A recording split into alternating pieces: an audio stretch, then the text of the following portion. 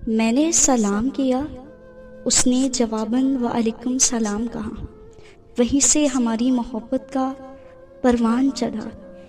1 سال تک ہم نے خوب باتیں کی، دن کیا رات کیا۔ ایک دن اس نے اچانک رشتہ ختم کر دیا، حالانکہ ہم دونوں کے گھر والے مان گئے تھے۔ میں نے بہت میسج کیے مگر کوئی جواب نہ ملا۔ میں پاگل سا ہو گیا۔ میں نے خود کو فنا کرنا چاہا، میرے جیسے دنیا ہی ختم ہو گئی۔ میں نکاح میں گیا تو مجھے پھر سے وہ وہاں نظر آئی۔ میں نے اس کی طرف قدم بڑھائے مگر وہ مجھے دیکھ کر چلنے لگی۔ وہ کافی کمزور نظر آ رہی تھی۔ میرا عشق کا غم اس سے بھی تھا۔ مجھے یہ دیکھ کر خوشی بھی ہوئی اور اس کو نہ ملنے کا غم بھی۔ میں نے جلدی سے بھاگنا چاہا مگر وہ گاڑی میں بیٹھ کر جا چکی تھی۔ میں وہیں اپنے دل کو لے کر بیٹھ گیا۔ شاید اسے اب رکنا تھا ہی نہیں۔ مجھے درد سے راحت کبھی نہ ملی۔ میرا دل بہت تیزی سے دھڑک رہا تھا۔ مجھے خبر ہی نہ ہوئی کہ میں کب زمین پہ گر گیا۔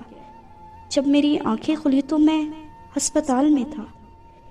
ارد گرد سب نرسیں گھوم رہی تھی اور میرے گھر والے بھی وہاں پہنچ گئے تھے۔ میں ہر طرف دیکھا مگر وہ ابھی بھی نہیں آئی تھی۔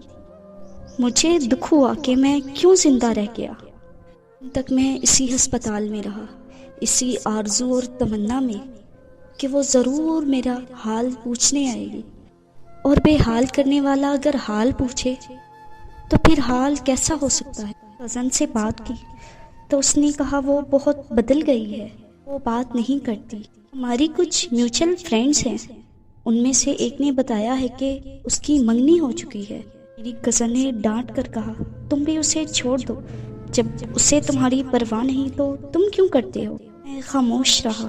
یہ باتیں سن کر میری اور حالت بگڑ گئی، مگر پھر ڈاکٹر نے شام کو مجھے جانے کی اجازت دی اور کہا کہ 2 دن بعد پھر سے آنا۔ 2 دن بعد میں اپنی رپورٹیں لے کر ہسپتال پہنچا تو میری نظر پھر سے اس پہ پڑی، وہ بھی وہاں موجود تھی۔ میں دوڑتا ہوا اس کے قریب گیا مگر تب تک وہ جا چکی تھی۔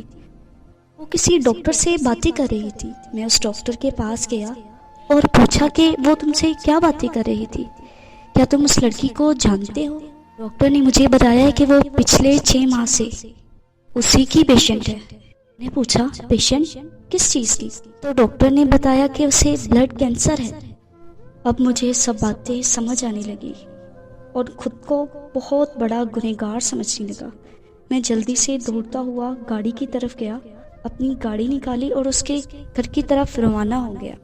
گھر پہنچنے کے بعد میں اس کی امی سے ملا تو اس کی امی نے مجھے سب بتا دیا۔